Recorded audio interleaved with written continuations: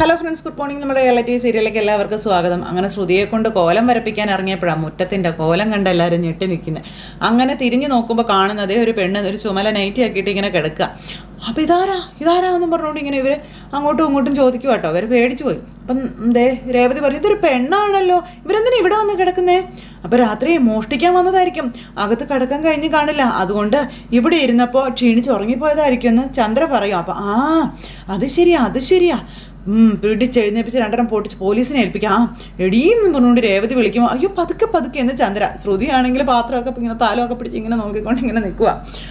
ആരെങ്കിലും ഒരു കത്തിയും കാണും, ശ്രദ്ധിക്കണമെന്ന് പറഞ്ഞു. നീ സച്ചിയെ വിളിച്ചിട്ട് വരാൻ പറഞ്ഞു. സച്ചേട്ടനെ വിളിക്കൊന്നും വേണ്ട, ഇവക്കൊക്കെ ഞാൻ മതി എന്ന് രേവതി. ഞാൻ ചെന്നേ വടിയോ മറ്റോ എടുത്തിട്ട് വരാമെന്നും പറഞ്ഞു രേവതി വടി എടുക്കാൻ അകത്തേക്ക് കയറി പോണു. അപ്പം നീ എൻ്റെ വീട്ടിൽ തന്നെ കക്കാൻ കയറി അല്ലേടി, നിനക്ക് തരാടി നിനക്കെന്ന് പറഞ്ഞുകൊണ്ട് ഇങ്ങനെ നിൽക്കുക ചന്ദ്ര. രേവതി അന്നേരം ഒരു പാമ്പിനെയോ തല്ലുന്ന വലിയ രണ്ട് പത്തലൊക്കെ ആയിട്ടാണ് വന്നിരിക്കണേ. അമ്മേ ഇത് പിടിച്ചോ. അപ്പം മാർമ്മ നോക്കി ഒരെണ്ണം കൊടുക്കുക. അപ്പം നടു ഓടിക്കണോ? അമ്മ ഒരെണ്ണം കൊടുക്കുക, നടുവൊക്കെ നമുക്ക് ഓടിക്കാം എന്ന് രേവതി. പാവസൂതി ഇവിടെ നല്ല ഉറക്കുക. വന്ന വാട പുറം വഴി ഒരെണ്ണമായിരുന്നു ചന്ദ്രമതി. അയ്യോ എന്നെ കൊല്ലല്ലേ, ഇത് ഞാനാന്നും പറഞ്ഞുകൊണ്ട് സുതി അങ്ങ് എഴുന്നേറ്റു. അയ്യോ എന്നും പറഞ്ഞുകൊണ്ട് ചന്ദ്ര, അയ്യോ ഇതെന്നാ സുതി എന്നും പറഞ്ഞുകൊണ്ട് ഇവർ അന്നേരത്തേക്കും ഇങ്ങനെ അവരെ അങ്ങോട്ടും ഇങ്ങോട്ടൊക്കെ നോക്കും കേട്ടോ. ഇതെന്നെ ഇത്. അപ്പോഴത്തേക്കും അയ്യോ എന്നും പറഞ്ഞുകൊണ്ട് ശ്രുതി നീക്കം തല്ലി കൊന്നേനെ എന്നെ ഇപ്പോൾ. അപ്പോൾ എന്തോ ഒരു ശബ്ദം കേൾക്കുന്നതെന്നും പറഞ്ഞുകൊണ്ട് ബാക്കിയുള്ളവരെല്ലാവരും ഓടി വന്നു. അപ്പോൾ അമ്മ ചോദിച്ചു, നീ എന്താണ് ഈ കോലത്തിലെന്ന്? അതും ഇനി അമ്മ ഞാൻ എന്നും പറഞ്ഞ് കുത്തിപ്പിടിച്ചിങ്ങനെ ഇരിക്കുക. എന്താ പ്രശ്നം? ആരാ ഇത്? എന്തേ വടിയൊക്കെ ആയിട്ട് വന്ന് നിൽക്കുന്നത്? ആരാന്ന്? അല്ല ഇതേതാ ഈ പെണ്ണ്? അങ്ങനെ 100 ചോദ്യങ്ങളുമായിട്ട് ഇങ്ങനെ വന്ന് നിൽക്കുക എല്ലാവരും. അപ്പോൾ എഴുന്നേക്കടാ മനുഷ്യൻ, നാണം കെടുത്താതെ എന്ന് പറഞ്ഞ് ചന്ദ്ര. അപ്പോഴത്തേക്കും തല കെട്ടിരുന്ന കെട്ടൊക്കെ അഴിച്ച് നമ്മുടെ സുതി ഇങ്ങനെ നൈറ്റിയൊക്കെ ഇട്ട് ഇങ്ങനെ നിൽക്കുക. കഴുത്ത കൂടെ തോർത്തൊക്കെ ഇങ്ങനെ വട്ടമിട്ട്. അപ്പോഴത്തേക്കും അച്ഛൻ ഇതെന്താ ഇവനെന്താ എന്നൊക്കെ പറഞ്ഞുകൊണ്ട് ഇവരിങ്ങനെ ഓരോ ഇതൊക്കെ കാണിക്കുന്നത്. അപ്പോഴത്തേക്കും സുതി എന്നിങ്ങനെ കുണുങ്ങും കേട്ടോ. പാവാള ഒക്കെ പിടിച്ച് ഇപ്പം പിള്ളേർ ഇന്നിങ്ങനെ കുണുങ്ങുന്നത് പോലെ നൈറ്റിയുടെ 2 അറ്റവും പിടിച്ച്. അപ്പോൾ വർഷം ഇങ്ങ് വന്നിട്ട് സുതി കേട്ടണോന്ന് ചോദിച്ചു. അല്ല ഈ കോലത്തിൽ എന്താ ഇവിടെ? എന്തായാലും ഇത് തന്നെ ഇവന് ചേർന്ന വേഷം. എടാ ഓട്ടക്കാരാ, നല്ല രസമുണ്ടടാ കാണാനും നമ്മുടെ സച്ചി പറയുമ്പോൾ. നീ പോടാന്ന് പറഞ്ഞു സുതി. അല്ല എന്താണത്, എന്തൊക്കെ ഇവിടെ നടക്കുന്നത്? അച്ഛൻ ഞങ്ങൾ വാതിൽ തുറന്നപ്പോൾ കിടക്കുന്ന ഒരു സ്ത്രീരൂപം. അപ്പോൾ രാത്രി മോഷ്ടിക്കാൻ വന്നിട്ട് ഉറങ്ങിപ്പോയ ഏതോ കള്ളിയാണെന്ന് വിചാരിച്ച ഞാനും അമ്മയും കണക്കിന് കൊടുത്തെന്ന് പറഞ്ഞു. അപ്പം മുഖം തോർത്തുകൊണ്ട് മറച്ചിരുന്നത് കാരണം ഇദ്ദേഹം കിടക്കുന്നത് ഞങ്ങൾക്ക് മനസ്സിലായില്ല എന്ന് പറഞ്ഞു രേവതി. അപ്പം അതെന്തായാലും നന്നായി, അതുകൊണ്ട് അവന് 2 എണ്ണം നല്ലപോലെ കിട്ടിയല്ലോ എന്ന് പറഞ്ഞു സച്ചി. പക്ഷെ എന്നാലും നിങ്ങൾ എന്നെ വിളിക്കാത്ത കഷ്ടമായിപ്പോയി. അപ്പോൾ വിളിക്കാൻ അമ്മ പറഞ്ഞതാ, ഞാനാ വേണ്ടെന്ന് പറഞ്ഞതെന്ന് നമ്മുടെ രേവതി പറയുമ്പം വിളിക്കാത്തത് നന്നായി. സച്ചേട്ടനെ വിളിച്ചിരുന്നെങ്കിലേ സുധിയേട്ടൻ്റെ ഷേപ്പ് എന്നെ മാറി കിട്ടിയാനേന്ന് നമ്മുടെ വർഷം അന്നേരം പറഞ്ഞു. ദേഷ്യം വരുന്നു നമ്മുടെ സുധിക്ക്. നീ എന്തിനാണ് ഈ വേഷമൊക്കെ കെട്ടി ഇവിടെ വന്ന് കിടന്നുറങ്ങിയേ? അതുപിന്നെ അച്ഛാ, അതുപിന്നെ ഞാൻ ശ്രുതിയുടെ അടുത്തേക്ക് പോകുമെന്ന് വെച്ച് ഞാൻ പുറത്തേക്ക് ഇറങ്ങിയ തക്കം നോക്കി ആ അകത്തുനിന്ന് വാതിൽ പൂട്ടി. അപ്പോൾ വാതിൽ തുറക്കാൻ വേണ്ടി ഞാൻ ശ്രുതിയെ വിളിച്ചതാ. പക്ഷേ ശ്രുതി തുറന്നില്ല. ശ്രുതി കേട്ടില്ല എന്ന് തോന്നുന്നു. പിന്നെ എനിക്ക് ഇവിടെ കിടന്ന് ഉറങ്ങാനല്ലേ പറ്റുള്ളൂ. രാത്രി ആയപ്പോഴേ നല്ല കൊതുകടി കൊള്ളാതിരിക്കാൻ വേണ്ടി ഞാൻ ആ പിന്നാമ്പുറത്ത് കിടന്ന് നൈറ്റി എടുത്ത് ഇവിടെ ഇട്ട് സുഖമായിട്ട് കിടന്ന് ഉറങ്ങി. എടാ നീ പുറത്തുണ്ടായിരുന്നു അറിഞ്ഞെങ്കിൽ ഞാൻ വാതിലടയ്ക്കായിരുന്നു. നീ പുറത്തുണ്ടെന്നുള്ള കാര്യം ഞാൻ അറിഞ്ഞില്ല. അണിഞ്ഞില്ല എൻ്റെ കഷ്ടകാലം, അല്ലാണ്ട് ഞാൻ എന്ത് പറയാനാ എൻ്റെ പൊന്നെ എന്നും പറഞ്ഞുകൊണ്ട് സുതി. എന്തൊരു അടിയാമേ അമ്മ അടിച്ചത്, ദേഹാസകലം എനിക്ക് വേദനിക്കുകയാണെന്നൊക്കെ പറഞ്ഞിങ്ങനെ നമ്മുടെ സുതി. അപ്പം നല്ലപോലെ കൊടുത്തു ഒന്ന് സച്ചി രേവതിയോട് ചോദിക്കാം. എന്തായാലും നല്ല രസമുണ്ട് കേട്ടോ കാണാനെന്ന് നമ്മുടെ ശ്രീകാന്ത്. അപ്പം സച്ചേട്ടാ നോക്കിയും സൂപ്പറല്ലേ എന്നൊക്കെ പറഞ്ഞുകൊണ്ട് ഇങ്ങനെ നിന്ന് പറയുകയാണ്. അപ്പോൾ സച്ചി ഇങ്ങനെ അടിമുടി നോക്കുക സുതിയെ. പോയി കുളിക്കടാ, അവൻ നടക്കുന്നു വൃത്തികെട്ടവൻ എന്നും പറഞ്ഞുകൊണ്ട് അച്ഛൻ അവിടെ നിന്ന് അങ്ങ് പോയി. സുധിയുടെ ഒരു കാര്യം എന്നും പറഞ്ഞിങ്ങനെ അവർ എടി മുറ്റടിച്ച് വെള്ളം തെളിച്ച് കോലം വരയ്ക്കാൻ പറഞ്ഞു ശ്രുതിയോട് ചന്ദ്ര. അപ്പോഴത്തേക്കും ശ്രുതി അമ്മേ ശ്രുതി കോലം വരയ്ക്കാനോ? എന്നും ഇവിടെ രേവതി അല്ലേ അമ്മേ കോലം വരയ്ക്കാറ്? ഇന്നേ മലേഷ്യക്കാരുടെ കോലം മതിയെന്ന് പറഞ്ഞു. പോയി മുറ്റടിക്കടി എന്നും പറഞ്ഞ് ചന്ദ്ര ശ്രുതിയെ വിടുമ്പോൾ അയ്യോ മല പോലെ ഇങ്ങനെ ഇലകൾ കിടക്കുക. ഷോന്നും പറഞ്ഞുകൊണ്ട് ശ്രുതി ഇങ്ങനെ നിൽക്കുന്നു. പണി കൊടുത്തവൻ ശ്രുതിയാണല്ലോ. ഈ സമയത്ത് ചൂലൊക്കെ എടുത്തുകൊണ്ട് വന്ന് ശ്രുതി മോൾ ഇങ്ങനെ നിൽക്കുന്നത് എവിടെ തുടങ്ങണമെന്നുള്ളത് അറിയത്തില്ല. ഇങ്ങനെ അന്തം വിട്ട് നോക്കി ഇങ്ങനെ നിൽക്കുവാണ്. അപ്പോൾ ഇന്നലെ നീ ഇത് അടിച്ചു വാരിയതല്ലായിരുന്നു എന്ന് സച്ചി അന്നേരം രേവതിയോട് ചോദിച്ചു. അതെ ഞാനല്ല അടിച്ചു വാരിയതാ, ഇതെന്നെ ഇത് ഇങ്ങനെ എന്നും പറഞ്ഞുകൊണ്ട് ഇങ്ങനെ രേവതി നിൽക്കുന്നു. അതുപോലെ എല്ലാവരും ഇങ്ങനെ എന്നാലും ഇത് എത്രയും ഇങ്ങനെ വന്നത് എങ്ങനെയാന്നൊക്കെ ഇങ്ങനെ ചിന്തിച്ച് നിൽക്കുക. അപ്പോൾ ഈ മുറ്റം നിറയെ വേസ്റ്റ് ആണല്ലോ, ഇതൊക്കെ ആരെപ്പോൾ ഇവിടെ കൊണ്ടിട്ടേന്ന് ചോദിക്കുകയാണ് ശ്രുതി. അപ്പോൾ ഇവൻ അല്ലാണ്ട് പിന്നെ ആരാണെന്ന് ചോദിച്ചു സച്ചി. രാത്രി ഇവൻ പുറത്തായിരുന്നല്ലോ, നിനക്കിട്ട് പണി തരാൻ വേണ്ടി കൊണ്ടിട്ടതായിരിക്കുമെന്ന് പറഞ്ഞു. സച്ചി. ആണോ? എന്നാൽ നന്നായിടാ, നന്നായി എന്ന് അമ്മ ശ്രുതിയോട് പറയാം. അപ്പോഴത്തേക്ക് ശ്രുതി ഇങ്ങനെ നോക്കുക ശ്രുതിയെ കലിപ്പില്ല. അയ്യോ ഞാനൊന്നും അല്ല എന്നും പറഞ്ഞുകൊണ്ട് ശ്രുതി, ഈ വേസ്റ്റ് ഒന്നും ഞാൻ കൊണ്ടുവന്നിട്ടതൊന്നുമല്ല. അപ്പം ഇന്നലെ ഉണ്ടല്ല ഇവിടെ ഭയങ്കര കാറ്റായിരുന്നു, അങ്ങനെ കാറ്റത്ത് പറന്നു വന്നതായിരിക്കുമെന്ന് നമ്മുടെ ശ്രുതി പറയുമ്പോൾ എന്തിനാടാ നീ ഇങ്ങനെ കള്ളം പറയുന്നതെന്ന് സച്ചി ചോദിച്ചു. പാർലറേട്ടത്തിയേ, ഇവൻ അമ്മയുടെ ഭാഗം ചേർന്ന് നിന്നെ ദ്രോഹിച്ചോണ്ടിരിക്കുക, നീ അത് മനസ്സിലാക്കിക്കോളാൻ പറഞ്ഞു സച്ചി. ഇല്ല ശ്രുതി, അല്ല, അങ്ങനെയൊന്നും അല്ല, നിനക്കിട്ട് ഞാൻ വെച്ചിട്ടുണ്ടടാ എന്ന് പറഞ്ഞുകൊണ്ട് ഇങ്ങനെ മനസ്സിൽ നെറ്റ് സച്ചി ഇങ്ങോട്ട് ശ്രുതി പറയാണ്. അമ്മേ ഇത് മുഴുവനും കാറ്റടിച്ച് കൊണ്ടിട്ട് തന്നെ അമ്മേ. അപ്പം നീ തന്നെയാണ് കൊണ്ടിട്ടത്, എനിക്ക് അറിഞ്ഞൂടെ നിന്നെ എന്ന് ചന്ദ്ര അന്നേരം പറഞ്ഞു. ശ്രുതിക്ക് കലി വരുന്നുണ്ട്, നോക്കി നിൽക്കുക, അടിക്കടി വൃത്തിക്ക് അടിക്കടി. അപ്പം അടിച്ചു തുടങ്ങിയപ്പോഴത്തേക്കോ അവൾക്കൂടെ ഒരു അടിക്കടി, വൃത്തിയൊന്നും ആയിട്ടില്ല, വൃത്തിക്ക് അടിക്കടി എന്ന് പറഞ്ഞുകൊണ്ട് ചന്ദ്രമതി വൃത്തിക്ക് അടിപ്പിക്കാം. എടാ നീ തന്നെയല്ലോ വേസ്റ്റ് കൊണ്ടിട്ടേന്ന് ശ്രുതിയോട് സച്ചി അന്നേരം ചോദിച്ചു. അപ്പം അത് നീ നിന്റെ ഭാര്യയ്ക്ക് പണി കൊടുക്കാനല്ല, രേവതിക്ക് പണി കൊടുക്കാൻ കൊണ്ടിട്ടതാ. സാധാരണ ഇവളാണല്ലോ കോലം വരയ്ക്കാറ്. പണി പക്ഷേ തിരിച്ചു കിട്ടിയല്ലേടാ. ഇതേ പാർലറെടുത്തി ഭയങ്കര ദേഷ്യത്തിലടാ, വേഗം കുളിച്ച് സ്ഥലം വിടാൻ നോക്കിക്കോ, ഇല്ലെങ്കിലേ നിന്റെ കഥയോള് കഴിക്കുമെന്ന് സച്ചി ശ്രുതിയോട് പറഞ്ഞു. ശ്രുതിയാണെങ്കിൽ അടിച്ചടിച്ച് നടു ഒടിഞ്ഞു. അങ്ങനെ അടിച്ച് എല്ലാം വൃത്തിയാക്കി വെള്ളവും തെളിച്ച് കോലം ഇടും. അപ്പോൾ ശ്രുതിയുടെ നിപ്പൊക്കെ കണ്ടു കഴിഞ്ഞിട്ട് ഭയങ്കരമായിട്ട് സങ്കടം വരികയാണ് അമ്മയ്ക്ക്. അപ്പോഴത്തേക്ക് നമ്മുടെ ശ്രുതി അവിടെ കോലം വര തുടങ്ങി. ശ്രുതിയുടെ കോലം വര കണ്ടപ്പോൾ ഇവരൊക്കെ അന്തം വിട്ട് നോക്കി, ഇത് എന്നതാ ഈ കാണിക്കുന്നത്, എന്നതാ ഇത്, എന്താടി നീ കാണിക്കുന്നത്, ഇങ്ങനെയാണോ ഈ കോലം വരയ്ക്കുന്നതെന്ന് ചോദിച്ചുകൊണ്ട് ചന്ദ്ര തുടങ്ങി. നീ രേവതിയെ കണ്ടു പഠിക്കേ, ദേ നേരാവണ്ണം വരച്ചില്ലെങ്കിലേ നിന്റെ കൈ ഒടിക്കും ഞാൻ എന്നും പറഞ്ഞുകൊണ്ട് ഇങ്ങനെ ചന്ദ്ര പറഞ്ഞു എന്നും പറഞ്ഞുകൊണ്ട് ശ്രുതി ഇങ്ങനെ നോക്കണം. മോശം എന്നും പറഞ്ഞുകൊണ്ട് ശ്രുതി ഇരുന്ന് ഇങ്ങനെ വരയ്ക്കുക. അപ്പോഴത്തേക്കും നമ്മുടെ ശ്രുതി, അമ്മേ എന്നാടാ മിണ്ടായിരിക്കടാ എന്ന് പറഞ്ഞുകൊണ്ട് ചന്ദ്ര ഇങ്ങനെ ശ്രുതിയോട് പറഞ്ഞു. ശ്രുതി നേരത്തേക്കും കുളിക്കാൻ കയറിപ്പോയി. വരയ്ക്ക് നീ തള്ളയ്ക്ക് കണ്ടുകൂടെ എന്ന് പറഞ്ഞുകൊണ്ട് ഇങ്ങനെ ശ്രുതി എന്നിട്ട് പുറപുറ പറഞ്ഞുകൊണ്ട് നിന്ന് ഇങ്ങനെ വരയ്ക്കുക. അപ്പുറത്തേക്ക് വരക്കടി, ഇപ്പുറത്തേക്ക് വരക്കടി എന്നൊക്കെ പറഞ്ഞുകൊണ്ട് ചന്ദ്രൻ നിന്ന് വരപ്പിക്കുന്നു. അത് കഴിഞ്ഞ് എന്നെ കാണിക്കുന്ന രവേട്ടനകത്തിരിക്കുമ്പോൾ നമ്മുടെ വർഷം അവിടെ നിന്ന് തന്നെ ചിരിക്കാം. ഓ എന്തൊക്കെ കോമഡികളാ, എന്നും രാവിലെ ഇങ്ങനെ ഓരോ കോമഡി സീനുകൾ കണ്ടെന്ന് അന്നത്തെ ദിവസം നല്ലതായിരിക്കുമല്ലോ ശ്രീകാന്തേന്ന് വർഷ പറയുമ്പോൾ കാണുന്നവർക്കത് നല്ലതാണ്. പക്ഷേ ശ്രുതിയേട്ടനും ഇത് വളരെ മോശം കാലമാണെന്ന് പറഞ്ഞു. അതവരുടെ കയ്യിലിരിപ്പിൻ്റെ ഫലമാണ്, അനുഭവിക്കട്ടെ എന്ന് സച്ചി പറഞ്ഞപ്പം എന്തായാലും അത് ഇത്തിരി കൂടിപ്പോയില്ലേടാന്ന് ചോദിക്കുകയാണ് അച്ഛൻ. ജഡ്ജിയമ്മ വിധിച്ചത് അവൾ അർഹിക്കുന്ന ശിക്ഷ തന്നെയാണ്, പക്ഷേ ശ്രുതിക്ക് കുറച്ച് കുറഞ്ഞു പോയി, അതിലെനിക്ക് പരാതിയുണ്ടെന്ന് സച്ചി. സ്വന്തം ഭാര്യയുടെ അടുത്ത് പോകരുത്, അവളോട് സംസാരിക്കരുത്, അകന്നു നിൽക്കണം, ഇതിനേക്കാളും വലിയ ശിക്ഷ പിന്നെ വേറെ കിട്ടാനുണ്ടോടാന്നൊക്കെ ചോദിച്ചപ്പോൾ അതൊന്നും ഒരു ശിക്ഷയായിട്ട് കണക്കാക്കാൻ പറ്റുവച്ചാ, ഏതൊരു പുരുഷനും ആഗ്രഹിക്കുന്ന കാര്യമല്ലേ ഇത്, ഒരു സമാധാനമൊക്കെ കിട്ടത്തില്ലേ അല്ലടാ ശ്രീകാന്തേ എന്ന് സച്ചി. അല്ലാണ്ട് പിന്നെ അത് പറയാനുണ്ടോ എന്ന് ചോദിച്ചപ്പോൾ ആണോ, അങ്ങനെയാണോ, ഞാൻ മിണ്ടാതിരുന്ന നിനക്ക് സമാധാനം കിട്ടുമല്ലേ എന്ന് വർഷ ചോദിച്ചു. അയ്യോ എൻ്റെ പൊന്നെ ഒരു കയ്യബദ്ധം, ക്ഷമിക്കണേ എന്നും പറഞ്ഞ് ശ്രീകാന്ത് വർഷയോട് പറഞ്ഞു. അപ്പോൾ രേവതി സച്ചിക്കിട്ട് ഒറ്റ നുള്ള്, ചുമ്മാ പറഞ്ഞല്ലേ എന്നും പറഞ്ഞപ്പോൾ സച്ചി, ഇങ്ങനെയൊക്കെ നിങ്ങൾ പറയും, ഓരോ ദിവസം മാറി നിൽക്കുമ്പോൾ അറിയാം അതിൻ്റെ വിഷമം. അമ്മ ഭാമാൻ്റെ വീട്ടിൽ പോയി നിന്നപ്പോൾ അച്ഛൻ്റെ വിഷമമൊക്കെ ഞങ്ങൾ കണ്ടതല്ലേ എന്ന് രേവതി അന്നേരം പറഞ്ഞു. എന്നാൽ അച്ഛനൊന്ന് ചിരിച്ചു.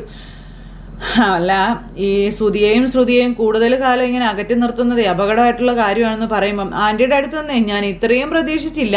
എന്തെങ്കിലും പ്രശ്നം ഉണ്ടായാൽ ശ്രുതിയേട്ടനെ എങ്ങനെയെങ്കിലും ശ്രുതിയേട്ടനെയും രക്ഷപ്പെടുത്താൻ പറ്റുന്ന ആൻറ്റിക്ക് ഇത് ഇപ്രാവശ്യം എന്താ പറ്റിയത്? പക്ഷെ ഒരു കള്ളത്തരം കാണിച്ചതിലല്ല അമ്മയ്ക്ക് ദേഷ്യം, നീലിമിൽ നിന്ന് കാശ് വാങ്ങിച്ച കാര്യം അമ്മയോട് പറഞ്ഞില്ലല്ലോ, അതാണ് അമ്മയ്ക്ക് ദേഷ്യം, അതാണ് ശരിക്കും കാര്യമെന്ന് സച്ചി അന്നേരം അവിടെ ഇരുന്ന് പറഞ്ഞു.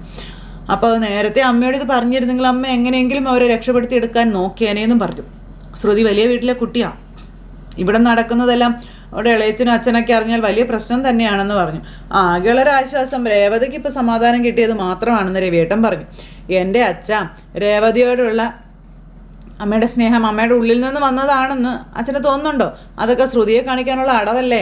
അങ്ങനെയൊന്നും ഇല്ലടാന്ന് അച്ഛൻ. എന്നാലും രേവതി ചേച്ചി അത് എൻജോയ് ചെയ്യുന്നുണ്ടെന്ന് പറഞ്ഞു. അഭിനയമാണെങ്കിലും ഞാൻ ആഗ്രഹിച്ചത് കിട്ടുമ്പോഴുള്ള ഒരു സന്തോഷം ഉണ്ടല്ലോ, അതൊന്ന് വേറെ തന്നെയാണെന്ന് വർഷയോട് രേവതി അന്നേരം പറഞ്ഞു. അങ്ങനെ ഇവരിത് കേട്ടോണ്ടിരിക്കുമ്പോൾ ഇതിനെന്തായാലും ഒരു അവസാനം ഉണ്ടാക്കിയേ പറ്റുള്ളൂ മക്കളെ എന്ന് അച്ഛൻ പറയുന്നു. അപ്പോൾ രേവതി സൂഹിക്കുന്ന അച്ഛന് പിടിക്കുന്നില്ലല്ലേ എന്ന് സച്ചി അന്നേരം ചോദിച്ചു. ഇത് അങ്ങനെയൊക്കെ തന്നെ അങ്ങ് പോട്ടെ അച്ഛാ എന്ന് പറഞ്ഞപ്പം, എടാ എൻ്റെ രേവതി മോളെ സന്തോഷത്തോടെ കഴിയുന്നതിനേക്കാളും വലിയ സന്തോഷം എനിക്ക് വേറെ ഒന്നുമില്ലടാ, പക്ഷേ ഇതിങ്ങനെ പോയാൽ അത് പ്രശ്നമാവൂടാ, ശരിയാവില്ല അച്ഛൻ വിചാരിക്കുന്നത് പോലെ ഇത് അത്ര കൂടുതൽ കാലമൊന്നും പോവത്തില്ലെന്നേ പാർലറായിട്ടെത്തിയ അച്ഛൻ ഇപ്പോഴും മനസ്സിലാവാത്തോട്ടോ. സൂത്രം പ്രയോഗിച്ച് അവൾ അമ്മയുടെ മനസ്സ് എങ്ങനെയെങ്കിലും മാറ്റും. അച്ഛൻ കണ്ടോ എന്ന് സച്ചി കറക്റ്റ് കാര്യം പറഞ്ഞു. അപ്പം അത് നടക്കുമെന്ന് എനിക്ക് തോന്നില്ല. അമ്മ അവളാകെ മാറിയെന്ന് ശ്രീകാന്ത്. എന്തായാലും വീട്ടിലെ സമാധാനം പോയി കിട്ടി അല്ലേ? അല്ലാണ്ട് ഇപ്പം ഇതിനെന്നെ എത്ര പറയാനുള്ളത്? അപ്പോൾ രേവതി നമുക്കെന്തായാലും നല്ല സന്തോഷമുണ്ടല്ലോ അല്ലേ എന്ന് പറഞ്ഞുകൊണ്ട് നമ്മുടെ സച്ചി രേവതിയോട് പറയുക. അപ്പം രേവതി നീ ചെന്ന് എല്ലാവർക്കും ഒരു കടുപ്പത്തിൽ ചായ ഇട്ടുകൊണ്ട് വരാൻ പറഞ്ഞു. അതെ, ഞാനിപ്പോൾ അടുക്കളയിലോട്ട് ചെന്നാലേ അമ്മേൻ്റെ ചെവിക്ക് പിടിക്കുമെന്നും ശ്രുതിയെ അമ്മ അടുക്കളയിൽ കയറ്റിയിരിക്കുകയാണെന്നും രേവതി പറയുന്നു. അപ്പം ഇന്ന് നമ്മുടെ കാര്യം പോക്കായില്ലേ എന്ന് പറഞ്ഞുകൊണ്ടിരിക്കുമ്പോഴത്തേക്കും ചന്ദ്ര അങ്ങോട്ടേക്ക് വന്നു. ശ്രുതി എന്ന് പറഞ്ഞ് ഉറക്ക വിളിക്കും ഇറങ്ങി വന്നിട്ട്. അപ്പോൾ ശ്രുതി എല്ലാവർക്കും ഉള്ള ചായ ആയിട്ട് ദേ വരുന്നു. എത്ര നേരമായിടി നിന്നോട് ഒരു ഗ്ലാസ് ചായ ചോദിച്ചിട്ട്? ഈ ചായ എങ്ങാനും കൊള്ളത്തില്ലെങ്കിലേ അത് നിൻ്റെ മുഖത്ത് ഞാൻ ഒഴിക്കും, നോക്കിക്കോ. എൻ്റെ മോന്ത കണ്ട ദാഹിച്ച് വെള്ളം പോലും ഇറങ്ങില്ലല്ലോടി, ചിരിക്കടി അങ്ങോട്ടാ എന്നും പറഞ്ഞുകൊണ്ട് ചന്ദ്ര എന്നിട്ട് ചിരിപ്പിക്കുക ശ്രുതിയെ കൊണ്ട്. അപ്പോൾ എല്ലാവരും ഇങ്ങനെ നോക്കി നിൽക്കുക. അപ്പോൾ എന്ന് പറഞ്ഞുകൊണ്ട് ശ്രുതി ചിരിക്കുന്നു. അപ്പോൾ ഒരു ചിരി എന്നും പറഞ്ഞുകൊണ്ട് ചന്ദ്ര ഇങ്ങനെ. അപ്പം ഇങ്ങനെ ചിരിച്ചോണം, കാര്യം ഉള്ളതിനും ഇല്ലാത്തതിനും ഇങ്ങനെ ചിരിച്ചോളണം കേട്ടോടി. അപ്പം അങ്ങനെ എന്നും പറഞ്ഞുകൊണ്ട് സച്ചി അവിടെ ഇരുന്ന് പറയുന്നു. പിന്നെ എല്ലാവർക്കും ചായ കൊടുക്കാൻ പറഞ്ഞു. എല്ലാവർക്കും ചായ കൊടുക്കുന്നു ശ്രുതിയുടെ ചായ എല്ലാവരും കുടിക്കാനായിട്ട് ഇങ്ങനെ ആ ഒരു ഇതിലിങ്ങനെ നിൽക്കുമ്പോൾ അതിൽ നിന്നൊരു ചായ എടുത്തുകൊണ്ട് ചന്ദ്രൻ വേഗം ശ്രുതിയുടെ അടുത്തേക്ക് പോയി. ദാ കുടിക്കുക എന്ന് പറഞ്ഞ് കൊണ്ടേ കൊടുത്തു. അപ്പോൾ ശ്രുതി ഇങ്ങനെ വല്ലാതായിട്ട് ഇങ്ങനെ നിൽക്കുക. എന്താ വരാതിരുന്നേ? അടി കിട്ടിയതിൻ്റെ വേദന മാറിയില്ലെന്ന് ചോദിച്ചു. അടിയുടെ വേദനയൊന്നും അല്ല അമ്മേ, ആകെ നാണം കെട്ടില്ലേ അതിൻ്റെ വേദനയാണെന്ന് ശ്രുതി പറയപ്പോഴത്തേക്കും ശ്രുതി ഇങ്ങനെ പമ്മി വരുവാണ് ഇവരെന്താ പറയുന്നതെന്ന് കേൾക്കാനായിട്ട്. അതിന് നിനക്ക് നാണോ മാനോ ഒക്കെ ഉണ്ടോടാന്ന് ചോദിച്ചു. അമ്മേ ഉണ്ടായിരുന്നെങ്കിൽ എഴഞ്ഞ നീ കെട്ടികളുടെ അടുത്തേക്ക് പോകുമായിരുന്നു എന്നും ചന്ദ്ര ചോദിക്കുവാണ്. അതുകൊണ്ടല്ലേ ഇങ്ങനെയൊക്കെ സംഭവിച്ചത്. അതുതന്നെ അമ്മേ. ശ്രുതി ഇതെല്ലാം കേട്ടോണ്ട് ഇങ്ങനെ തൊലി ഉരിഞ്ഞ് നിൽക്കും.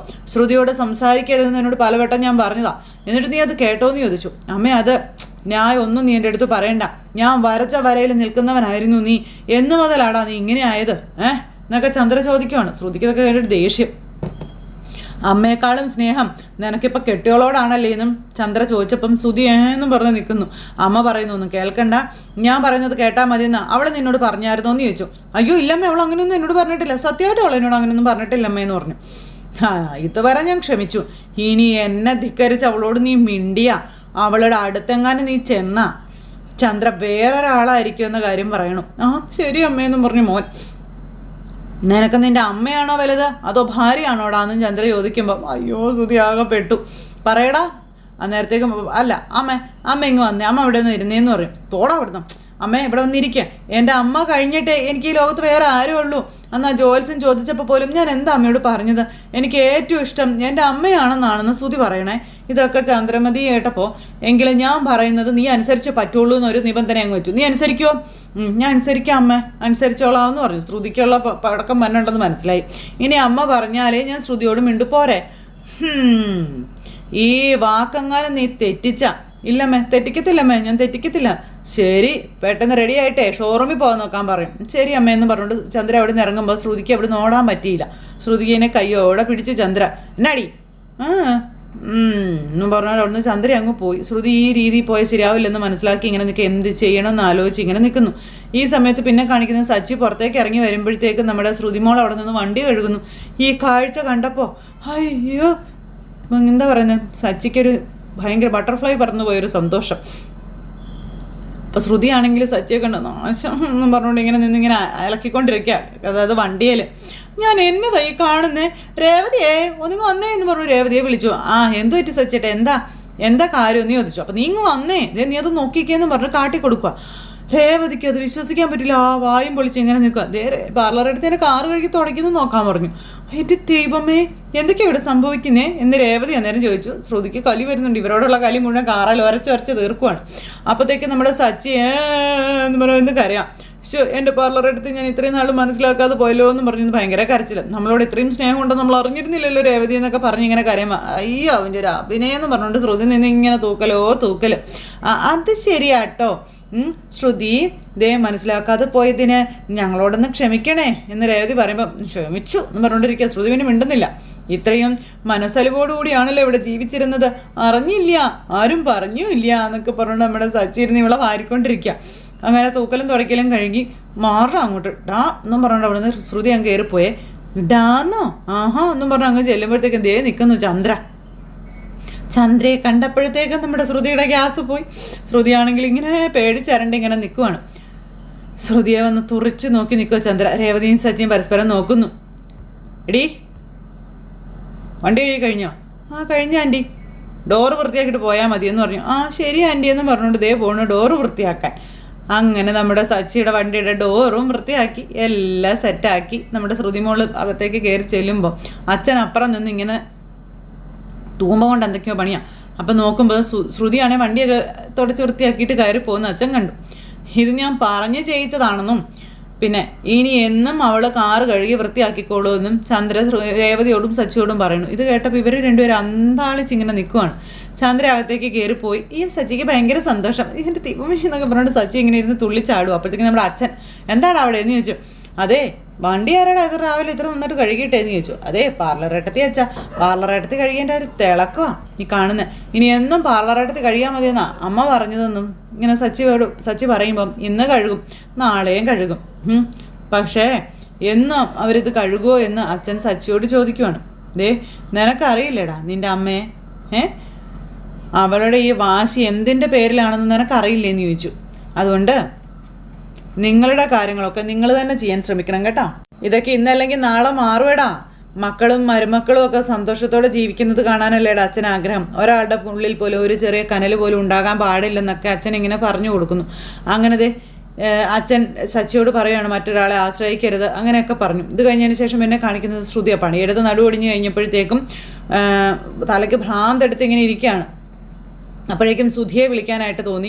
ഫോൺ എടുത്ത് ശ്രുതിയെ വിളിക്കുക. ശ്രുതിയോ എന്നും പറഞ്ഞുകൊണ്ട് ശ്രുതി ഇങ്ങനെ ഫോൺ എടുത്തു കിട്ടോ. ശ്രുതി എടുക്കെന്നും പറഞ്ഞുകൊണ്ട് ഇങ്ങനെ നിൽക്കുക. ആ സമയത്ത് അമ്മയ്ക്ക് കൊടുത്ത വാക്കല്ലേ, എടുക്കാൻ പറ്റത്തില്ലല്ലോ, എടുക്കുന്നില്ല. ശ്രുതി തല പോയ ഫോൺ എടുക്കുന്നില്ല. അപ്പോഴത്തേക്ക് ശ്രുതിക്ക് മനസ്സിലായി ശ്രുതി ഫോൺ എടുക്കത്തില്ല എന്ന്. പിന്നെയും വിളിക്കുക. കുറേ വിളിച്ചു, ശ്രുതി ഫോൺ എടുക്കുന്നില്ല. അപ്പോൾ എന്തിനായിരിക്കും അവളിങ്ങനെ തരുതരാന്ന് വിളിക്കുന്നത്? എന്തെങ്കിലും അത്യാവശ്യം കാണുമായിരിക്കും, തിരിച്ച് വിളിക്കാം എന്നും പറഞ്ഞുകൊണ്ട് ശ്രുതി ഫോൺ എടുത്ത് വിളിക്കുക. അപ്പോഴത്തേക്കും നമ്മുടെ അമ്മയോട് ചോദിച്ചിട്ട് വിളിക്കാം എന്നാണ് ശ്രുതിമോൻ വിചാരിച്ചത്. ശ്രുതി എന്നിട്ട് ഫോൺ എടുത്ത് അമ്മയെ വിളിച്ചത്. അമ്മയെ വിളിച്ചിട്ട് അതെ അമ്മേ, ശ്രുതി എന്നെ ഇപ്പം ഇങ്ങോട്ട് വിളിച്ചായിരുന്നു എന്നും പറയാം. അപ്പം എന്നിട്ട് നീ ഫോൺ എടുത്ത് അവളോട് സംസാരിച്ചോന്ന് ചോദിച്ചു ചന്ദ്ര. ഇല്ലമ്മേ, ഞാൻ ഫോൺ എടുത്തൊന്നും സംസാരിച്ചൊന്നുമില്ല. അമ്മയോട് വിളിച്ച് ചോദിച്ചതിന് ശേഷം അത് പിന്നെ അമ്മ ലേറ്റായില്ലേ അമ്മേ, എന്നെ വീട്ടിലേക്ക് കാണാത്തത് കൊണ്ട് വിളിച്ചതായിരിക്കും അമ്മേ. അതെ, ഞാൻ അവളെ വിളിച്ചെന്ന് സംസാരിച്ചോട്ടെ അമ്മേ. വേണ്ട, ദേ എന്തോ ലോഡ് വരാനുണ്ടെന്നൊക്കെ നീ പറഞ്ഞില്ലായിരുന്നോ? അപ്പോൾ രാത്രി നീ അവിടെ തന്നെ കിടന്നോളാൻ പറയാം. അമ്മ ഞാൻ ഇവിടെ കിടക്കാനോ? നിനക്ക് എത്ര കിട്ടിയാലും നീ പഠിക്കില്ലല്ലേടാന്ന് ചോദിച്ചു അമ്മ. ഞാൻ കിടന്നോളാം. ഇനി ഇങ്ങോട്ട് വിളിച്ചാൽ ഞാൻ ഫോൺ എടുക്കണോ അതോ എടുക്കണ്ടേ, എന്താ ചെയ്യണ്ടേ? അമ്മ പറയുന്നത് പോലെ ചെയ്യാം. അപ്പോഴത്തേക്കും അധികം സംസാരിക്കൊന്നും വേണ്ട, നീ ഫോൺ വേണമെങ്കിൽ ജസ്റ്റ് ഒന്ന് എടുത്തോളാൻ പറ. എടുത്തോ എന്നിട്ട് വരാൻ പറ്റില്ല എന്നങ്ങ് പറഞ്ഞേക്ക്, കൂടുതൽ സംസാരിക്കരുത്. ഇല്ലമ്മേ, ഞാൻ കൂടുതൽ സംസാരിക്കത്തൊന്നുമില്ലമ്മേ എന്നും പറഞ്ഞുകൊണ്ട് ഇങ്ങനെ പറയാം. അപ്പോൾ തൊട്ടടുത്ത നിമിഷം ദേ വിളിക്കുന്നു ശ്രുതിയുടെ കോള്. ഹലോ ശ്രുതി. അപ്പോൾ ചന്ദ്ര ഇവിടെ നിന്ന് നോക്കുക. അതെ ശ്രുതി, അതെ എന്താ ഞാൻ വിളിച്ചിട്ട് ഫോൺ എടുക്കാത്തതെന്ന് ചോദിച്ചു. അത് പിന്നെ ഞാനിവിടെ ഒരു കസ്റ്റമർ അറ്റൻഡ് ചെയ്തുകൊണ്ടിരിക്കുകയായിരുന്നു, അതുകൊണ്ടാണെന്ന് പറഞ്ഞു. അല്ല, ശ്രുതി കള്ളം പറയുകയാണെന്ന് എനിക്കറിയാമെന്നും ശ്രുതിക്ക് എന്താ പറ്റിയതെന്നും ശ്രുതി ചോദിക്കും കേട്ടോ. അങ്ങനെ അങ്ങോട്ടും ഇങ്ങോട്ടും ഇവർ ഫോണിൽ സംസാരിക്കുന്നു. ഇതെന്താ ഇത്ര നേരമായിട്ട് വരാത്ത, ലേറ്റ് ആയില്ലേ? അതുപിന്നെ ശ്രുതി, ഞാൻ അങ്ങോട്ട് വരുന്നില്ല, ഇന്ന് കുറച്ച് ലോഡ് വരുന്നുണ്ടേ, അതൊക്കെ തീർത്തിട്ട് വേണം എനിക്ക് വരാനായിട്ട്. പണിക്കാരൊന്നും വിശ്വസിക്കാൻ പറ്റത്തില്ല എന്നും പറഞ്ഞ് ഫോൺ അങ്ങ് കട്ട് ചെയ്തു. ശ്രുതിക്കാണെങ്കിൽ ഭയങ്കര ഇത്. അപ്പോഴത്തേക്കും ചന്ദ്ര അങ്ങോട്ടേക്ക് ഇറങ്ങി വരിക. അപ്പോൾ രേവതി അവിടെ എന്തോ പണിയും ചെയ്തുകൊണ്ടിരിക്കുക. അപ്പോൾ എന്താ അമ്മയെ വിളിച്ചതെന്ന് ചോദിച്ചു. ഭക്ഷണം ഉണ്ടാക്കിയോന്ന് ചോദിച്ചു. അപ്പോൾ ഇപ്പം റെഡിയാക്കാം അമ്മയെന്ന് പറഞ്ഞപ്പോൾ ശ്രുതി മുകളിൽ നിന്ന് ഇങ്ങനെ കാണുന്നു. എന്നാലേ ശ്രുതിക്ക് ഇന്ന് ഭക്ഷണം ഉണ്ടാക്കണ്ടെന്ന് പറഞ്ഞു. അതെന്ത് പറ്റി അമ്മേ? അതെന്താ ശ്രുതി വരാത്തെ എന്ന് ശ്രുതി മുകളിൽ നിന്ന് ഇങ്ങനെ ചോദിക്കുക. അപ്പോഴേക്കും ചന്ദ്രയുടെ ഭാവം അങ്ങ് മാറി. എന്ന് പറഞ്ഞോട്ട് നേരെ ശ്രുതിയുടെ അടുത്തേക്ക് ചെല്ലുന്നു. അപ്പോഴേക്കും ശ്രുതി അങ്ങോട്ടേക്ക് ഭയങ്കര ദേഷ്യത്തിൽ ഇങ്ങനെ അവിടെ നിൽക്കുക. അമ്മ വരച്ച വരയിൽ തന്നെ നിൽക്കുകയാണ് ശ്രുതി. എന്നെക്കാളും വലുത് ശ്രുതിക്ക് ശ്രുതിയുടെ അമ്മയാണ്. അമ്മ പറഞ്ഞാൽ വേണമെങ്കിൽ അവൻ എന്നെ ഒഴിവാക്കാനും മടിക്കില്ല. ഇത് ശരിയാവില്ലല്ലോ, ഇങ്ങനെ വിട്ടാൽ പറ്റില്ലെന്നും പറഞ്ഞ് ശ്രുതി ഇങ്ങനെ നിൽക്കുന്നു. ഈ സമയത്ത് രേവതി അച്ഛന് ചായയോ വെള്ളമോ ഒക്കെ ആയിട്ട് ചെല്ലുന്നു. അങ്ങനെ ശ്രുതി വന്നോന്ന് ചോദിച്ചു. വന്നില്ല, ഇന്ന് അദ്ദേഹത്തിന് വേണ്ടി ഭക്ഷണം ഉണ്ടാക്കണ്ടെന്ന് അമ്മ പറഞ്ഞു എന്ന് രേവതി പറയുവാണ് അച്ഛനോട്. അപ്പോൾ സച്ചി അങ്ങോട്ടേക്ക് വന്നു. അപ്പോൾ അമ്മ ഇന്ന് വരണ്ടെന്ന് പറഞ്ഞാണ് അച്ഛാ, അതായിരിക്കും അവൻ വരാത്തതെന്ന് സച്ചി പറയുന്നു. അപ്പോൾ എനിക്കും അങ്ങനെ തന്നെയാണ് തോന്നുന്നതെന്നും പറഞ്ഞുകൊണ്ട് ഇവരിങ്ങനെ സംസാരിച്ചുകൊണ്ട് നിൽക്കുന്ന ഒരു സിറ്റുവേഷൻ കാണിച്ച് ഇന്നത്തെ കഥ അവസാനിച്ചു. അപ്പോൾ എല്ലാവരും കാത്തിരുന്ന് കാണണേ. എല്ലാവർക്കും ടാറ്റാ.